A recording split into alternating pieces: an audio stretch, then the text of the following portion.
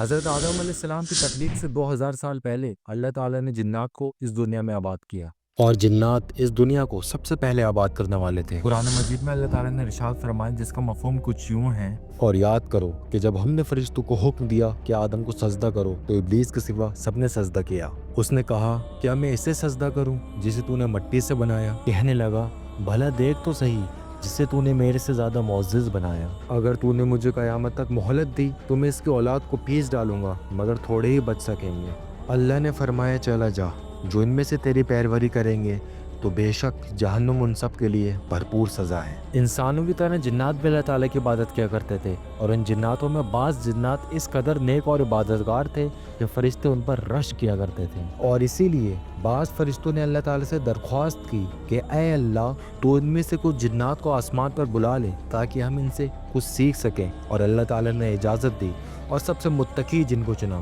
جس کا نام ابلیس، وہ جن جس نے زمین پر بھی اللہ تعالیٰ کی عبادت کی اور آسمان پر بھی۔ وقت گزرتا گیا اور جنات میں بھی برائیاں بڑھنے لگیں، اللہ کی نافرمانی کرنے لگے اور وہ آپس میں لڑنے جھگڑنے لگے، چھوٹی چھوٹی باتوں پر لڑائیاں ہونے لگیں، قتل اور بےمانی بڑھتی گئی۔ اللہ تعالیٰ نے ابلیس کے ساتھ فرشتوں کو بھیجا اور زمین پر موجود جنات سے لڑنے کا حکم دیا۔ حسن البصری رحمۃ اللہ علیہ فرماتے ہیں کہ ابلیس جنت میں 70 سال سے زیادہ عرصے سے اللہ تعالیٰ کی عبادت کرتا رہا۔ ایک دن اس نے جنت کے دروازے پر پڑھا اللہ کا نیک بندہ جو انتہائی نیک ہے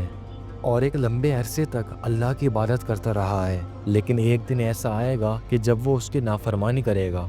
جس کی وجہ سے اللہ اس پر لعنت فرمائے گا۔ ابلیس نے سوچا یہ کیسے ہو سکتا ہے کہ اتنا نیک بندہ نافرمانی کرے گا۔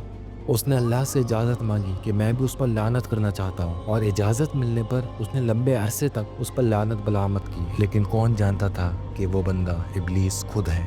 اللہ تعالیٰ نے فرشتوں کو فرمایا اور یاد کرو جب تمہارے رب نے فرشتوں سے فرمایا زمین میں اپنا نائب بنانے والا ہوں، تو انہوں نے عرض کیا کہ اے اللہ تو زمین پر ایسا نائب بنائے گا کہ جو ان میں فساد پھیلائیں گے اور خون بہائیں گے، حالانکہ ہم تیری حمد و تسبیح کرتے ہیں اور ہم تیری پاکی بیان کرتے ہیں۔ فرمایا بے شک میں وہ جانتا ہوں جو تم نہیں جانتے۔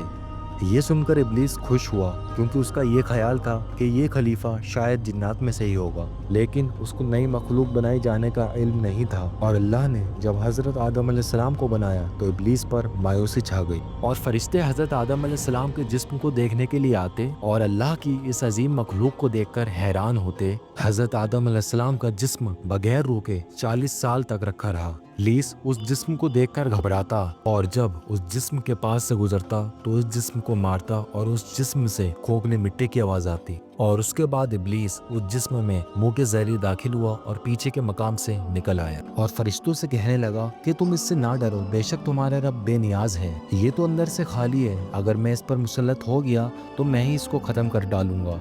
ابلیس کے دل میں اس جسم کے لیے عزت نہ تھی، وہ ایک مٹی سے بنا جسم تھا اور ابلیس کی نظروں میں نہایت کمزور تھا، لیکن اس کے دل میں ایک خوف بھی تھا، اور وہ اس خوف سے لڑنے کے لیے بار بار یہ کہتا کہ میں اس سے بہتر ہوں۔ اللہ تعالیٰ نے اس جسم کو 40 سال کے لیے ایسے چھوڑ دیا، اور ابلیس کے دل میں آدم علیہ السلام کے لیے بغض بڑھتا رہا، اور وہ بغض غرور اور تکبر میں بدل گیا، اور اس طرح ابلیس اور آدم علیہ السلام یعنی انسان کی دشمنی اس وقت سے ہی شروع ہو گئی تھی کہ جب آدم علیہ السلام کے جسم میں روح تک نہ تھی، اور پھر وہ دن آ گیا کہ جب اللہ نے آدم علیہ السلام کے جسم میں روح پھونکی۔ اللہ نے فرشتوں کو سجدے کا حکم دیا اور سب نے سجدہ کیا، مگر ابلیس نے انکار کیا اور کافر ہو گیا۔ اللہ تعالیٰ نے ابلیس سے کہا کہ کس بات نے تجھے سجدہ کرنے سے روکا کہ جبکہ میں نے تجھے حکم دیا؟ ابلیس کہنے لگا میں اس سے بہتر ہوں، تو نے مجھے آگ سے بنایا اور اس کو مٹی سے بنایا ہے۔ اللہ تعالیٰ نے فرمایا کہ اے ابلیس تجھے کیا ہو گیا ہے، تو سجدہ کرنے والوں کے ساتھ نہ ہوا؟ اس نے کہا میرے لائق نہیں کہ میں اس انسان کو سجدہ کروں جسے تو نے بستی بھی مٹی سے بنایا، جو سیاہ پتبودار کارے سی تھی۔ اللہ نے فرمایا تو یہاں سے اتر جا، تیرے لیے جائز نہیں کہ تو اس جنت میں تکبر کرے، نکل جا، بے شک تو ظالموں میں سے ہے۔ اور اس پر ابلیس بحث کرنے لگا۔ اس کے نزدیک اس کو گمراہ کرنے والا نعوذ باللہ اللہ تعالیٰ تھا۔ اپنے تکبر اور بے شرمی پر غور کرنے کے بجائے وہ اللہ تعالیٰ کو قصوروار بنانے لگا، اور اس دن ابلیس نے قسم اٹھائی کہ وہ انسانوں کو گمراہ کرے گا، اس دنیا کو مختلف انداز میں پیش کر انسانوں کے لیے جہنم کا رستہ آسان کرے گا۔ ابھی ہم پر ہے کہ ہم اپنے پیدائشی دشمن کے وسوسوں سے بہکاووں سے بچیں، یا اس کی بات مان کر اپنے لیے جہنم کا راستہ آسان کر لیں۔ اللہ تعالیٰ سے میری یہ دعا ہے کہ ہمیں شیطان کے وسوسوں سے محفوظ فرمائے اور ہمیں ایمان والی زندگی اور ایمان والی موت عطا فرمائے۔ اپنا بہت سارے خیال رکھیے گا۔